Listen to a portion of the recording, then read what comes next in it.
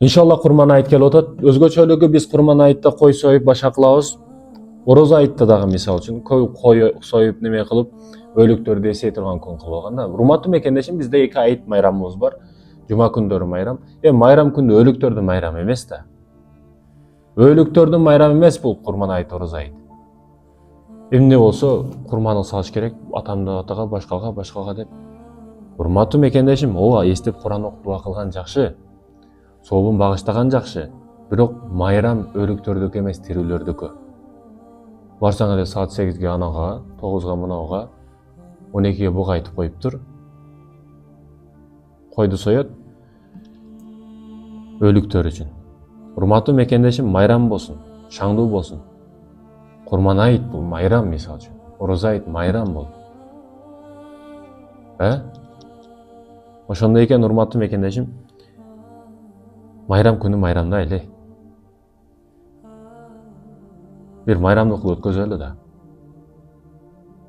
Жаңы жылда кайсы өлүктү эстейсиң сен? Жаңы жылда кайсы өлүккө багыштап бирдеке кыласың? Бул мусулманчылыктыкы деген түшүнүктү кармап алат дагы. Өлгөндөргө арнайт да баардык нерсесин. Андай кылбаш керек.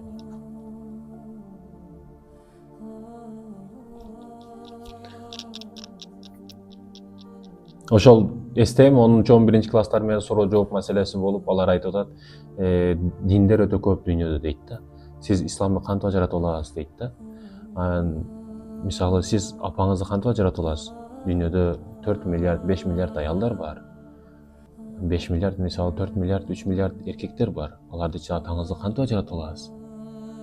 Ошол сыяктуу исламды таза динди ажыратып алыш өтө оңой, өтө жеңил деп кайра жооп берип, бир адам, бир алым баян кылат экен. Баян кылып атса, урулук темасында сүйлөйт экен. Урулук темасында сүйлөп атса, бир адам эки жакты мынтип карайт экен. Менин сөзүм таасирдүү болот экен деп дагы кайра сүйлөп, анан зина темасына өтүп, зина темасында дагы сүйлөп атса, баягы адам баягы кыжалат болду, сарсанаа болду урулук темасында сүйлөгөндө. Эки жакты карады, ойлонду, дыккат болду, сарсанаа болду. Эми зина темасында сүйлөп жатса, баягы адам күлүп, жылмайып ушундай жылмайат экен, күлөт экен. Орду көңүлү өзүнө өчөт экен. Анан эми бул алым дагы кыжалат болот бул жерде. Бул күлүп атат, сүйүнүп атат. Мен орчундуу маселеде сүйлөп атсам, бул кайгырыштын ордуга сүйүнүп атат. Анан алдыга келип, баягы алым сурайт экен, сиз эмне үчүн мындай кылдыңыз? Урулук темасында сүйлөдүм, сарсанаа болдуңуз. Зина темасында сүйлөсөм, күлдүңүз. Мунун сыры неде десе, баягы адам, мында бул эч нерсе болгон жок, карыке. Давно мен бул жерде башка окуя болду. Сиз урулук темасында сүйлөгөнүңүздө, мен зонтигим бар эле, жамгырдан тоскон. Ошо каяга койдум экен деп эки жакты карап калдым дейт. Сиз зонтик жамгыр темасы, урулук темасында сүйлөгөнүңүздө эки жакты карадым дейт да, бир уурдап кетпеди, эмне болду деп. Анан зина темасында сүйлөгөнүңүздө зонтигимди каякта калдырганымды эстедим дейт да.